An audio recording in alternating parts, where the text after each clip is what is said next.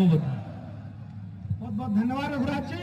और जिनकी बेसब्री से हम लोग प्रतीक्षा कर रहे थे, उत्तर प्रदेश के यशस्वी तपस्वी मुख्यमंत्री, गोरक्षपीठ के पीठाधीश्वर और अपने बुलडोजर के माध्यम से गुंडा माफियाओं को यह संदेश देने वाले कि कायदे में रहोगे तो फायदे में रहोगे, ऐसे पूज्य महाराज श्री योगी आदित्यनाथ जी, मेरा उनसे प्रार्थना है, निवेदन है, जो पधारे आए हम सबको संबोधित करने की कृपा करें। पूज्य महाराज जी। योगी आदित्यनाथ, योगी आदित्यनाथ, योगी आदित्यनाथ। भारत माता की, भारत माता की, भारत माता की। वंदे वंदे वंदे। मंच पर उपस्थित भारतीय जनता पार्टी के क्षेत्रीय अध्यक्ष श्री रजनीकांत माहेश्वरी जी, प्रदेश महामंत्री श्री अश्विनी त्यागी जी, जिला के अध्यक्ष श्री प्रदीप चौहान जी, केंद्रीय मंत्री professor SP Singh Baghel ji, Shri BL Verma जी, प्रदेश सरकार में मेरे सहयोगी मंत्री श्री जयवीर सिंह जी, श्रीमती बेबी रानी मौर्य जी, श्री राकेश सचान जी, श्री नरेंद्र कश्यप जी, श्री गिरीश यादव जी, यहां के प्रदेश में विधानमंडल दल के मुख्य सचेतक और माननीय विधायक श्री राम नरेश अग्निहोत्री जी, माननीय सांसद श्री राजवीर सिंह राजू भैया जी, प्रदेश महामंत्री श्री सुब्रत पाठक जी, माननीय सांसद श्री रमाशंकर कठेरिया जी, श्रीमती गीता साक्य जी, भारतीय जनता पार्टी के लोकप्रिय प्रत्याशी पूर्व सांसद श्री रघुराज सिंह साक्य जी, सम्मानित मंच और मैनपुरी से जुड़े हुए मेरे सभी उपस्थित भाइयों बहनों, मैनपुरी की इस पावन धरा को जिसने ऋषियों मुनियों और क्रांतिकारियों की एक लंबी श्रृंखला देश को दी, इसे कोटि कोटि नमन करते हुए मैं आप सबका हृदय से अभिनंदन करता हूं। भाइयों बहनों, आप सबने भारतीय जनता पार्टी के प्रत्याशी और इसी माटी के सपूत श्री रघुराज सिंह साक्य के समर्थन में आज अपना जो उत्साह दिखाया है, यह उत्साह साबित करता है कि इसी उत्साह और उमंग को ध्यान में रख करके समाजवादी पार्टी में काफी बौखलाहट आ चुकी है। भाइयों बहनों, ये तो समाजवादी पार्टी का इतिहास है, जब भी चुनाव हारती है तो उससे पहले वो बहाना बनाती है।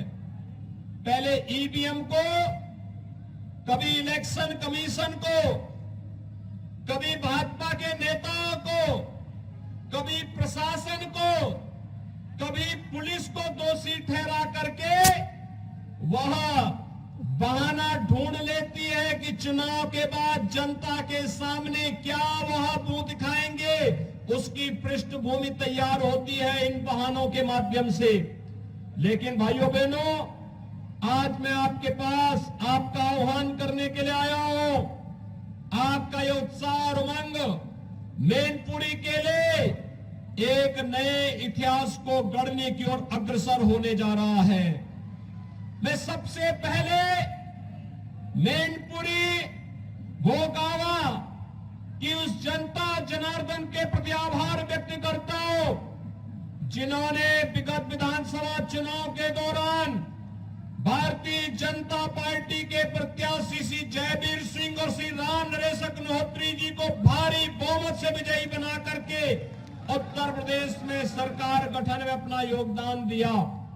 भाइयों बहनों, मैं करहल और किसनी के उन कार्यकर्ता और उन सभी जनता जनार्दन का भी हार्दिक अभिनंदन करता हूं, जिन्हें बिना भय के जिन्होंने भारतीय जनता पार्टी के प्रत्याशियों को जिताने के लिए अपना योगदान दिया था। परिणाम कुछ भी रहा हो, लेकिन बिना निगे, बिना हिले, बिना झुके, बिना लालच में आए हुए भारतीय जनता पार्टी के पक्ष में खड़ा होना उस समय अत्यंत चुनौतीपूर्ण था। और मेरे लिए वे सभी वरीय हैं जिन्होंने इससे ऊपर उठ करके भारतीय जनता पार्टी को अपना समर्थन दिया।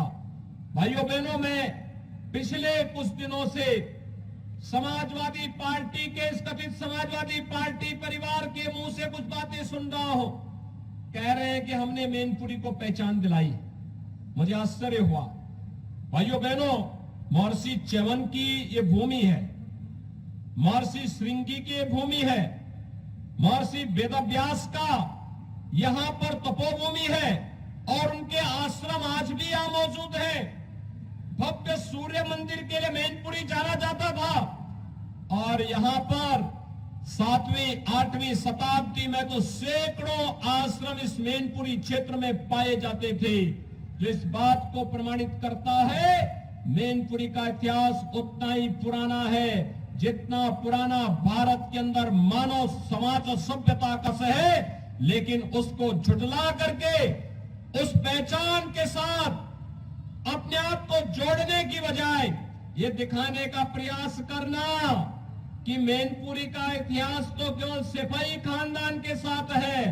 भाइयों बहनों, ये सच्चाई को वास्तव में धूल दिखाने जैसा है।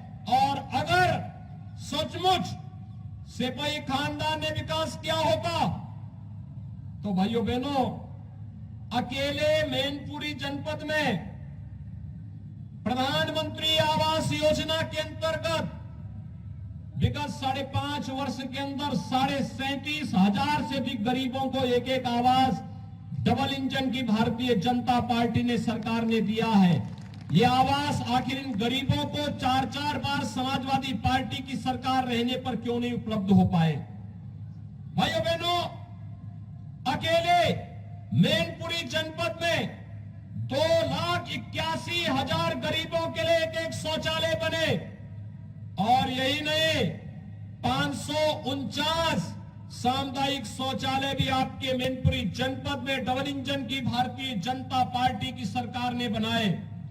भाइयों बहनों, अगर यहां पर समाजवादी पार्टी की सरकार ने विकास किया था तो फिर ये 226 ग्राम पंचायतों में ग्राम सचिवालय बनाने की नौबत आखिर डबल इंजन की सरकार के सामने क्यों आई थी? और यही नहीं, पीएम स्वनिधि योजना में ठेला खोमचा रेड़ी लगाने वाले कैसे 5,000 पटरी व्यवसायियों के लिए भी पीएम स्वनिधि योजना में ब्याज फ्री ऋण की सुविधा उपलब्ध करवाने का कार्य यह भी डबल इंजन की सरकार ने किया है। 3,67,000 अन्नदाता किसानों को प्रधानमंत्री किसान सम्मान निधि, 1,54,000 परिवारों को उज्ज्वला योजना में फ्री में रसोई गैस के कनेक्शन, 1,03,000 गरीबों को फ्री में बिजली का कनेक्शन और साथ साथ 1,795 यानी 1,800 मजरों में विद्युतीकरण का कार्य भारतीय जनता पार्टी की सरकार आने के बाद मैनपुरी के अंदर हो पाया। भाइयों बहनों, गरीब को स्वास्थ्य की सुविधा प्राप्त हो, 3,02,000 से अधिक गोल्डन कार्ड जिसमें 5 लाख रुपए सालाना स्वास्थ्य बीमा का कवर यहाँ के गरीबों को प्राप्त हो रहा है, यह भी भारतीय जनता पार्टी की सरकार ने दिया। 5,000 महिलाओं को मातृवंदना योजना का लाभ और 97,900 वृद्धजनों को वृद्धावस्था पेंशन, 33,400 से अधिक निराश्रित महिलाओं को निराश्रित महिला पेंशन और 13,200 दिव्यांग जनों को दिव्यांग पेंशन में 12,000 रुपए सालाना ये भारतीय जनता पार्टी की डबल इंजन की सरकार दे रही है। और भाइयों बहनों, कन्या सुमंगला योजना में भी 10,000 बालिकाओं को इस योजना के साथ जोड़ने का कार्य हो रहा है। तो तो मुख्यमंत्री सामूहिक विवाह योजना में 2500 बेटियों की शादी भी इस योजना के अंतर्गत यहां पर संपन्न हुआ है। भाइयों बहनों, ये कुछ आंकड़े हैं जो मैनपुरी जनपद की सच्चाई को आपके सामने रखती है और इसीलिए आज मैं आपसे कहने के लिए आया हूं। भाइयों बहनों, कोरोना कालखंड में आपने देखा होगा, कोरोना कालखंड की बात छोड़िए, 8 महीने पहले विधानसभा के चुनाव हुए थे। मैनपुरी में हमारे विधायक, प्रदेश सरकार के मंत्री, वे लगातार मैनपुरी में रहते हैं। भोगांव से हमारे विधायक श्री राम नरेश अग्निहोत्री लगातार जनता की सेवा में है।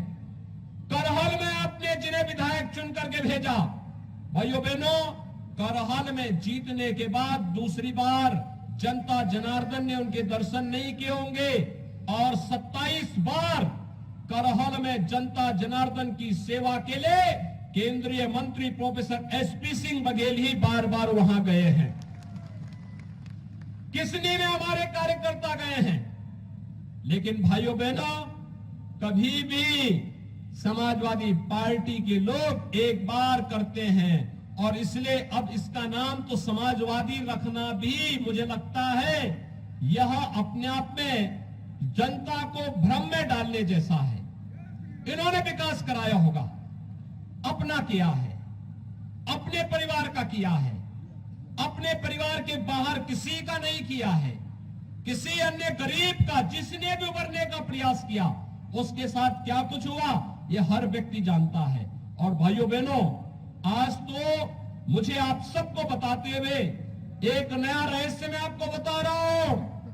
ये समाजवाद, ये जेपी का समाजवाद नहीं है, डॉक्टर लोहिया का समाजवाद भी नहीं है। चचा शिवपाल तो डॉक्टर लोहिया के बारे में लिखते हैं, लेकिन उनको स्वयं नहीं मालूम होता है कि वे क्या लिख रहे हैं, उनको स्वयं नहीं मालूम है। ये समाजवाद के जो अलग अलग ब्रांड हैं वह एक खानदान में भी देखे जा सकते हैं। भाइयों बहनों, शिवपाल जी का जो समाजवाद है वह है जिसकी लाठी उसकी भैंस, यानी ये लठैत समाजवाद है इनका। प्रोफेसर राम गोपाल यादव का समाजवाद वह पूंजीवाद में बदल गया है। सब धरती गोपाल की, नोएडा से लेकर के फिरोजाबाद तक जो भी धरती दिखाई देती है, समाजवादी पार्टी की सरकार में उस जमीन को उन्होंने या उनके शागिर्दों ने हथियाने में कोई गुरेज नहीं की। और अखिलेश जी का समाजवाद तो अवसरवादी समाजवाद है। भाइयों बहनों, शिवपाल जी के साथ क्या हुआ था हर व्यक्ति समझता है।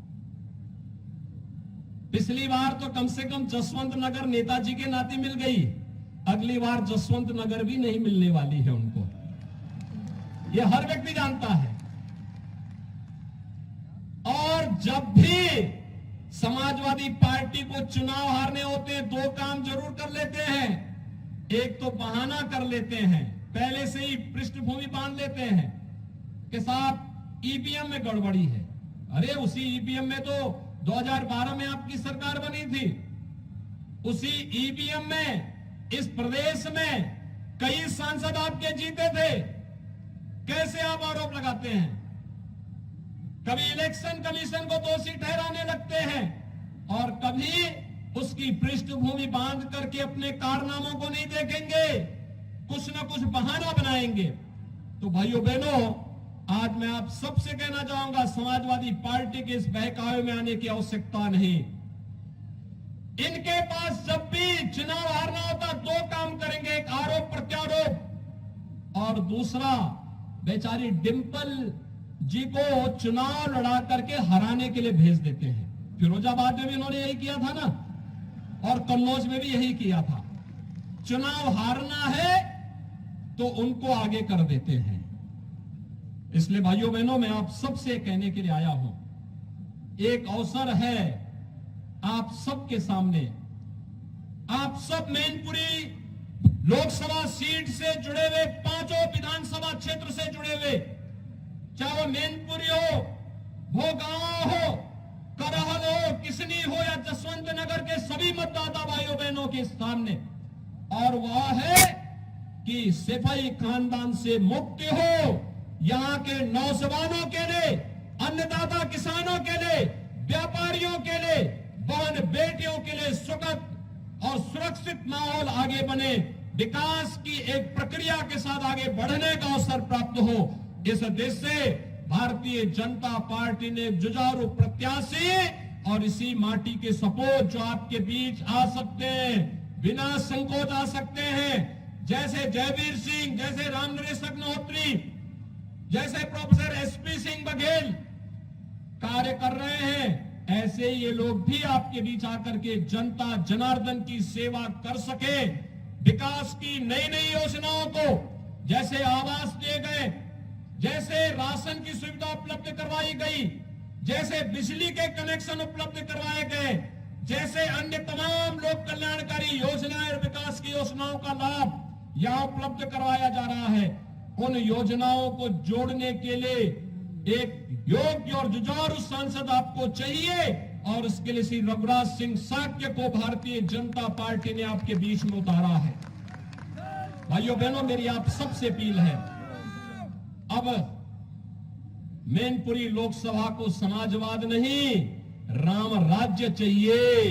राम राज्य का मतलब जहां पर बिना भेदभाव के शासन की योजना का लाभ हर गरीब, हर नौजवान, हर किसान, हर महिला को, हर बहन बेटी को और समाज के प्रत्येक तबके को प्राप्त हो सके। राम राज्य एक ऐसी व्यवस्था है जो बिना भेदभाव के शासन की योजनाओं को हर तबके तक पहुंचाता है। यहां जाति के लिए नहीं, क्षेत्र, मत और मजहब के लिए नहीं, सबका साथ और सबके विकास के वास्तविक भाव के साथ जो कार्य कर सके, वही राम राज्य का उदार और उदात्त भाव है। और उस भाव के साथ आपको जोड़ने के लिए आज मैं आपके बीच में आया हूं।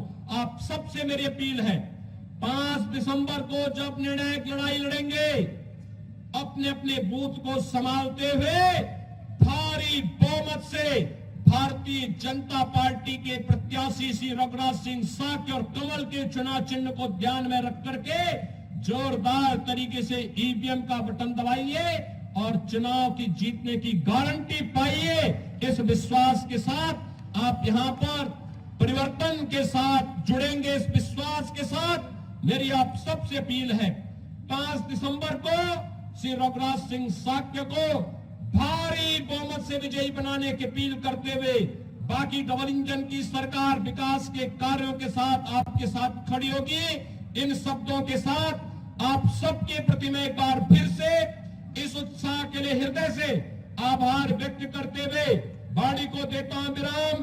जय जय श्री राम, जय जय श्री राम, जय जय श्री राम।